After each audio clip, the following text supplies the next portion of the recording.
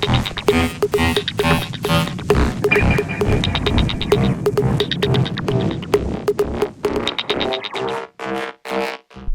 everyone, my name is Sean Arnold and welcome to episode 100 of my online ranked series for Yu-Gi-Oh! Legacy of the Duelist.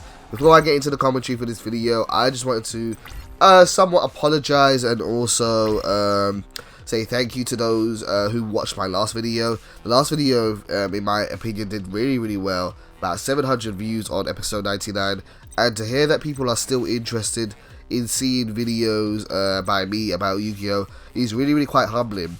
My apologies for the delay between this video and the last one. After the last video, I got incredibly sick for the winter holiday, and I really haven't had a break at all. I've just been pretty much bedridden for a long time.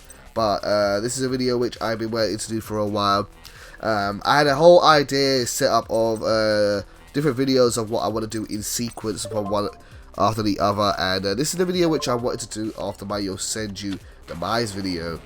Qliphort Demise was a card which I talked about in the last episode and how big of an impact it made on the scene. It's a card which sped up a lot of slower decks in the game, allowed a lot of people to play more back row heavy decks, and it was really fun when it came out. A lot of people had to make side decks to counter it. A lot of spell and trap removal was put into side decks, especially in the World Championships. A lot of people were siding spell and trap removal for Demise decks, and this is a Demise variant deck which I feel is a little bit better than the Yugioh deck, and that is Qliphort Demise. Qliphort Demise is a really interesting deck. I hated Qliphorts at first. I never really wanted to play them. They used to be a really strong deck at one point in Yu-Gi-Oh! And I used to find them so frustrating to fight. But then they got balanced a bit. Qliphort Towers got banned, and they're not as strong as they once were.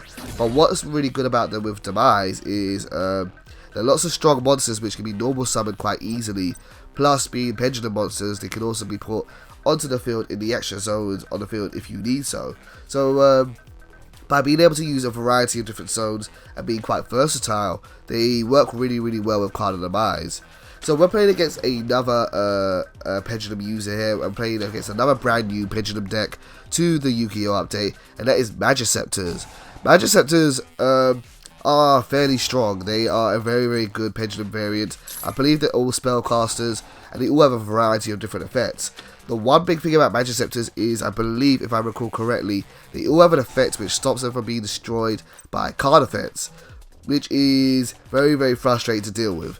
I like card effects. I like to use card effects as removal, and I think they can all make themselves kind of just immune to that. There are a couple of Magiceptors which you really have to watch out for, and so far, as you can see, Stingman is swarming the field with quite a few of his different cards.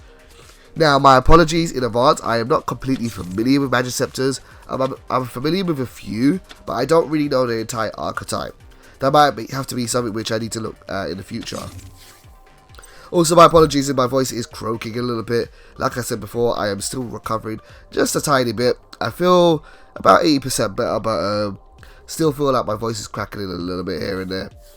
And so Stingman has built up a nice board, and now he's going to do is see some of the listing. He brings out and he brings that number 101 Silent Honor Arc.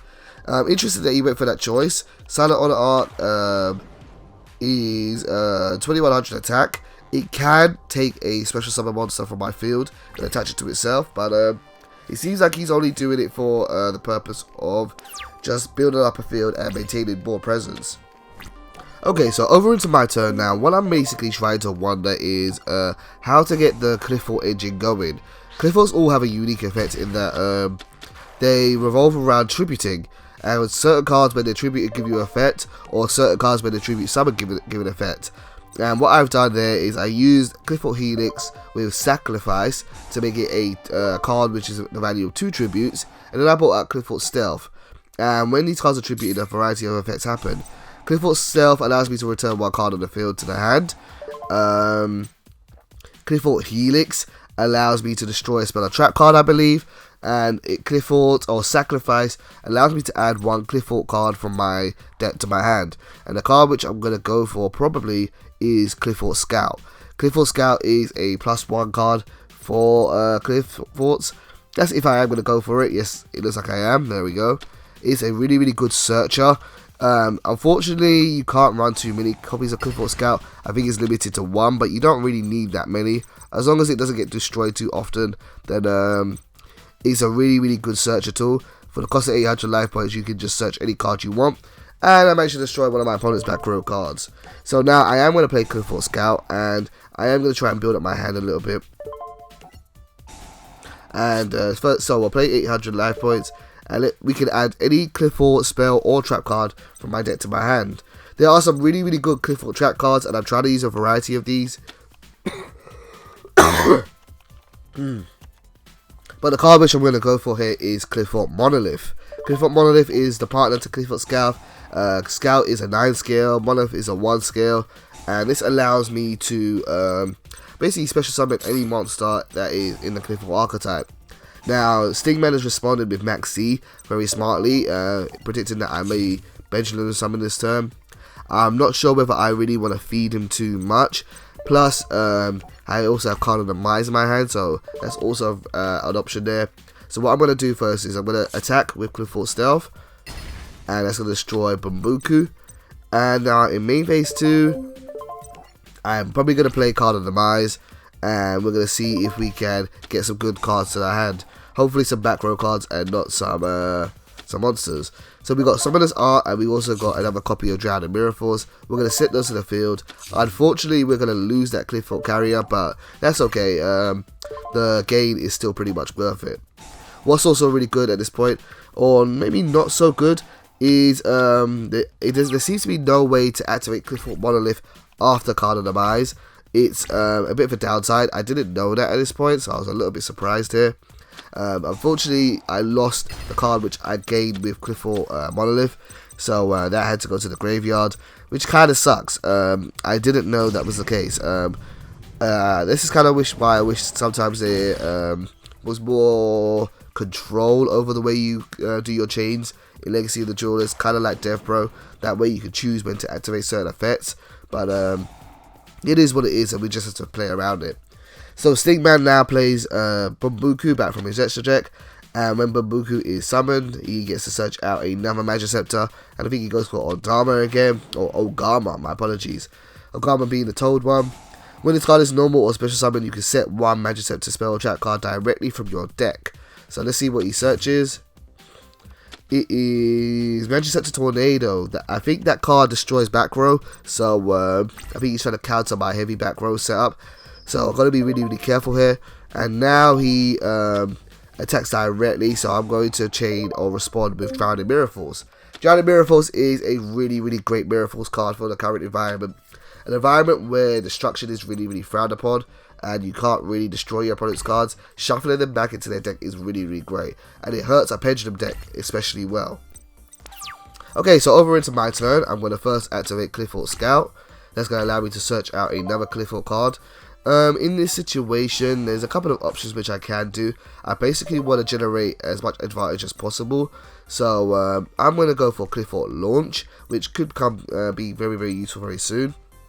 And then I'm going to go for a Pendulum Summon, and I'm going to use those cards in my extra deck. As you can see, I don't have an extra deck currently built into this deck. I will add one later on. I am just trying to learn the Qliphort archetype for the time being. But let's go for a Pendulum. Let's go for a Pendulum Summon, and let's bring out both Helix and Stealth. Now, Qliphorts, when they are special summoned without Tribute, they do turn into level 4s. So it would be good maybe to be able to use a rank 4 box. So in these type of situations, I could XC summon into something a bit more useful. But for the time being, I'm just going to go for the attack and beef up these monsters quite a bit. So that's 2 direct attacks of 1800. And let's go to main phase 2. I think I can't use Summoner's Art anymore. Summoner's Art has been, I haven't got any more targets with Summoner's Art. Summoner's Art can only search out Monolith or Scout in this build. So I have no more targets for that. So that's just going to have to sit on the field. But I do have a couple of cards to protect my monsters in case something bad happens. One thing which I always forget to do is I always forget to activate Vanity Zem to this early when I'm playing against a pendulum deck. I always try to use cards in response to effects, that way I can benefit off of them. But you can't respond to the activation of a pendulum summon, it's just a mechanic. So unfortunately I wasn't able to use my Vanity's Emptiness to stop this summon. But he has special summon out another monster. I'm not sure what the card, that kitty cat card is called, Neko Mata. And when it is special summon, you can add one Magiceptor card from your deck to your hand. I don't know if he did, but the card that he's brought out now is Kirin. Magiceptor Kirin, Unicorn Kirin is a really good, strong card. This card is easily the best Magiceptor card. It has such a fantastic effect, and you can play it in decks that aren't Magiceptors. I've seen it played in Monarchs every now and then. It is a really strong card. Kirin doesn't have a lot of attack, it is actually quite weak, but it has a incredible quick effect in that it can target one card on, I don't know if it has to be a Magiceptor card, but it can target one card on the opponent's field and one card on my field and return them to the hand. This can be in response to an attack, it can be in response to an effect. It is a really good card, and it makes getting rid of Kirin almost impossible. Okay, now over into turn 7 here. I'm a little bit unsure of what to do. It's a little bit of a tricky situation because Carrier is something that likes to be tributed, whereas Stealth does not care about being tributed at all. So I'm trying to decide, should I tribute Stealth? I'm not going to get anything for it, but first I'm going to activate Scouts of it and do a bit more searching. Add another card from my deck to my hand. Let's see if we can get something that can gain an effect when it's tribute summoned. Shell is a good option for that. I don't have 2 monsters to tribute into, but it is still a viable option. This one, I'm just reading what its effect does. When it is tribute summoned, it does allow, it does give you a monster which has piercing damage, which is kind of useful but not necessarily in this situation, but we're going to go for it regardless. So Shell has been added to my hand. Now the question is, do I tribute summon Shell? Do I get Helix and Carrier to the field? There's a couple of things which we can do here. I think what we're going to try and do is we're going to try and put Carrier and Helix on the field and then try and use their effect. So we're going to Pendulum Summon Carrier and Helix. Those two are going to come to the field, and hopefully this won't be negated or shut down at all. There goes the pretty sparkle effects for Pendulum Summons. Out comes Helix. And then Carrier from the hand. Now when these are special summoned, nothing's going to happen. They are going to come out as level 6 monsters. Something which I may try to do in the future is I may try to run a Cyber Dragon Infinity build with this deck. And unfortunately my opponent responds with Magiceptor Tempest, which is going to negate this summon. And there goes Kirin, and there goes my monsters. That really sucks, unfortunately. So I lost those monsters. But I'm trying to see if there's a way which I can respond. There doesn't seem to be one though, so what I'm just going to basically do is I'm just going to go ham, and I could just summon Shell and attack directly, but it looks like I'm not going to do that. Bit strange. I could have maybe I'm not trying to be too risky there, but that is a Magiceptor Tempest, so I could have gone for game there. Don't know why I didn't. Again, I'm a little bit rusty with Yu-Gi-Oh! It's been a while since I played. I used to play this game almost religiously, but now I don't play it as frequently as I used to, although I do enjoy the update, and I need to get back into the swing of things. But we'll see how we can do for this turn. I'm pretty sure he's going to try and bring back Kirin, and that's going to be a bit of a pain. But first of all, we're going to learn from our mistakes, and we're going to use Vanity's Emptiness, and let's see if my opponent has a way to get around this. So out comes Bambuku. Bambuku's going to do another search. Add one Magiceptor card from my opponent's deck to their hand.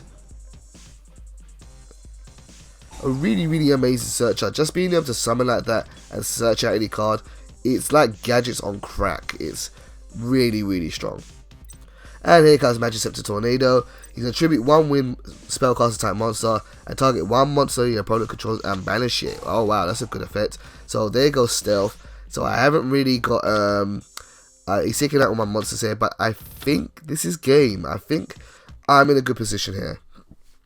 managed to join to Necro Valley, another tech card which is really fun to run in Qliphort Demise. It works well because we don't use the graveyard at all, kind of like Yosenju's quite a bit. I also do run Dimensional Fissure and Macro Cosmos. I almost forgot the name of that card there. They're both two really good cards to run in a pendulum deck like this. And we're going to attack directly, and I think that's going to be game. So good games to Stingman. Stingman does challenge me to a rematch for a different game there, so I may do that as the next video. But other than that, thank you very much for playing against me, dude, and thank you to everyone for watching this video. I'll see you next time. Take care.